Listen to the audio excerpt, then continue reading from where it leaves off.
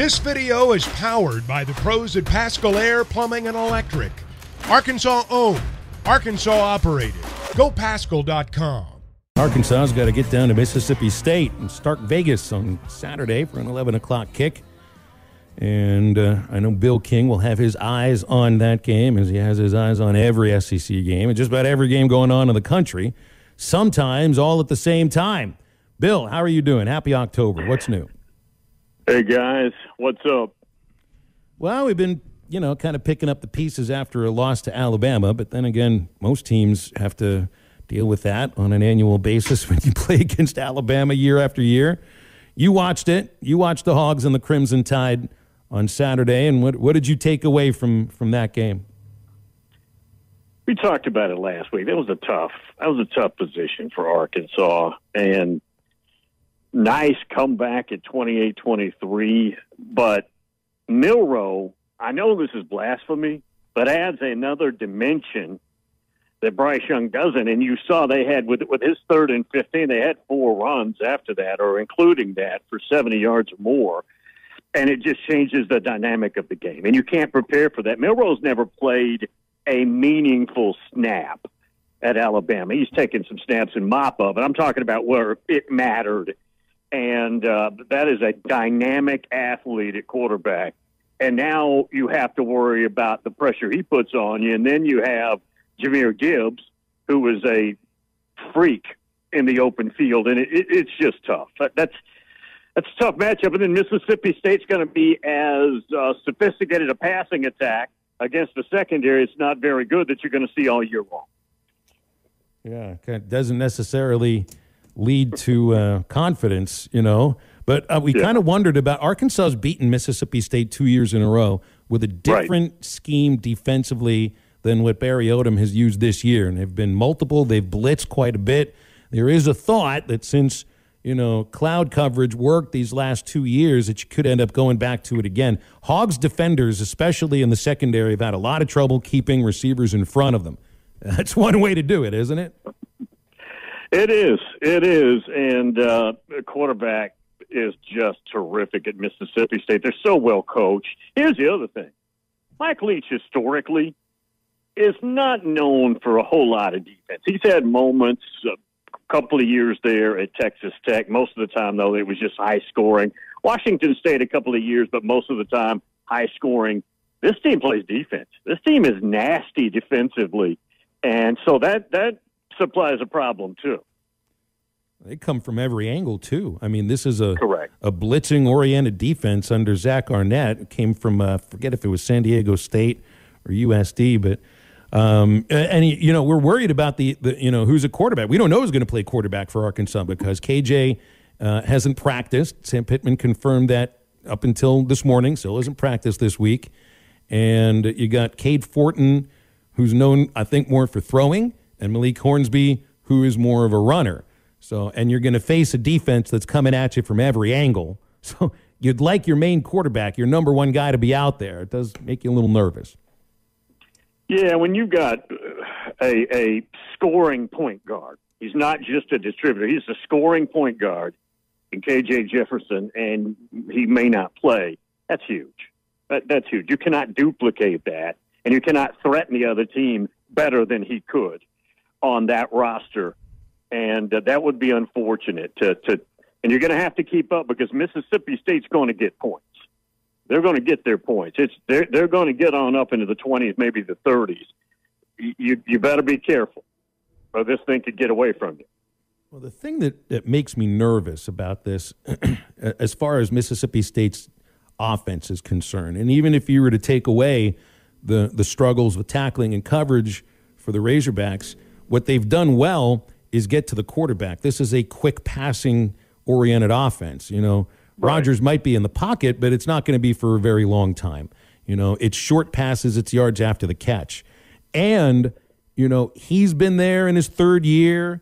Most of the pass catchers are in either their 2nd season or their 3rd with this offense. Heck, they got a guy who had played at Washington State with Mike Leach. He's on his 5th year in the air raid offense at wide receiver. So it's baked into them. They know exactly what to do at every moment.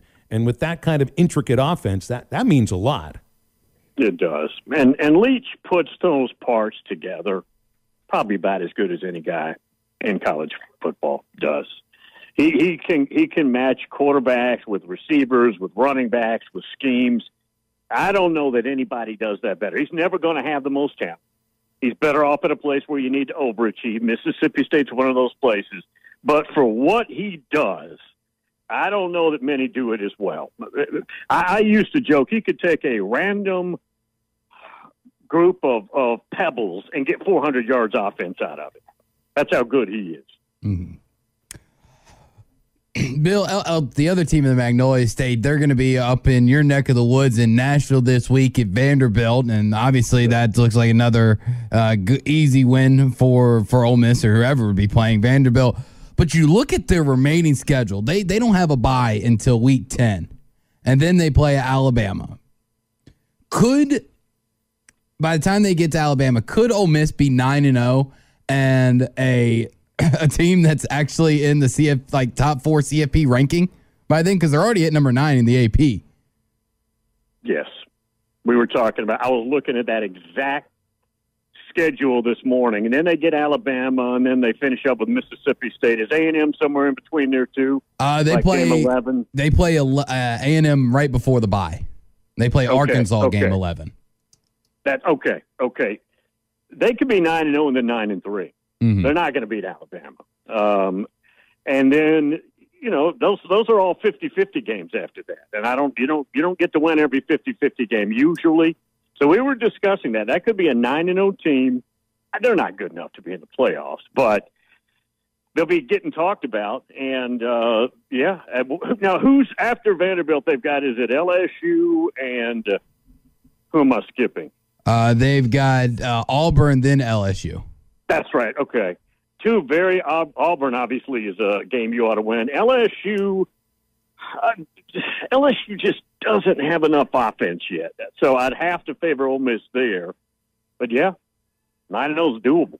And that's just crazy. I mean, when you look at the schedule and a lot of teams, I don't think anybody really expected at the beginning of the season that it'd be realistic that Ole Miss would be sitting in the situation after 5 weeks where we think that they're 9-0. Another thing that around college football that really makes my head hurt, and if anybody just out there really wants to just get a random headache because they enjoy pain, go look at the Big 12 standings, Bill. It's quite confusing. Kansas and Kansas State at the top and Oklahoma second to the bottom. Is Kansas for real? I mean, I'm going to say no, but could they be? You want to make that headache a migraine? Yes. Take a look at the Big 10 West. It's like everybody's 1-1. Mm-hmm. I mean, so, yeah. Oklahoma State's the team to beat. Back to your Big 12 note, I would think, and Oklahoma might be imploding in front of us. That last game with TCU was maybe about as embarrassing as anything I've seen regarding Oklahoma, and maybe going back to the Gary Gibbs days or something. But the mullet is the favorite right now, in my opinion. It's theirs to lose, I think. Well, that Big Ten West is causing me a migraine. I got to turn this. This sucker disgusting. off. Two open jobs. Two open jobs in the Big Ten West. Which is more of an attractive job? Is it Nebraska? Is it Wisconsin? Wisconsin at least understands their culture, and they live by it, and they're going to hire somebody that believes in it. Nebraska's confused. Nebraska has fallen off the flat earth and is in the abyss right now. Mm-hmm. Wisconsin's a better game. When I read about them firing Paul Christ, and I was just kind of wondering, this is one of their own. He played for them. He's from Madison. He had a great, not just start, but really, the first 5-6 years, they were really a good program. Won 9 years a couple years ago, or last year, and that was described as a disappointing 9-win season.